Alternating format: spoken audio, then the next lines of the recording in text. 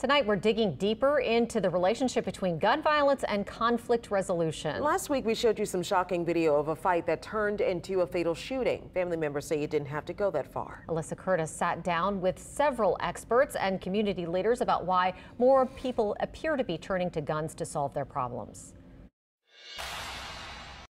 A disagreement turned deadly. They had a fist fight, and that young man presented a weapon. So it wasn't an equal fight at all. That's how rapper Charles Diwali, better known as Charlie Wap, lost his life. Video obtained by WWL Louisiana shows him and his killer, Jamiron Barnes, were arguing.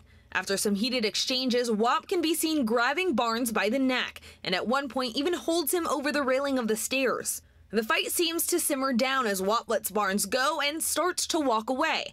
But moments later, Barnes starts shooting, and at times, even in Wap's back. Community leader and friend to Wap, Michael Willis, says it didn't have to escalate to gunshots. I'm more than certain he was saying, bro, you tripping.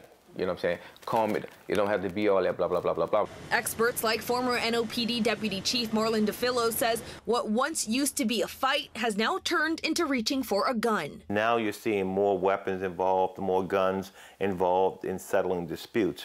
But why? Associate Professor of Law at Tulane, Maybell Romero, says the increase of gun violence as a form of conflict resolution is tied to a shift in gun culture. So you see this legal and cultural push all coalescing in the 70s and 80s and still continuing nowadays, where lots of states have been pushing to have much more lax gun laws and lack of regulation of handguns in particular. Plus, Dr. Reginald Parquet, also a professor at Tulane, says there's also a change in mindset with younger generations. They don't often see themselves or other people as having value and worth. And because of that, you know, there's less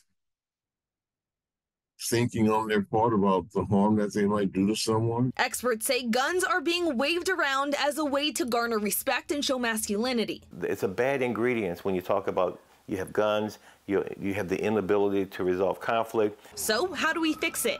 Education.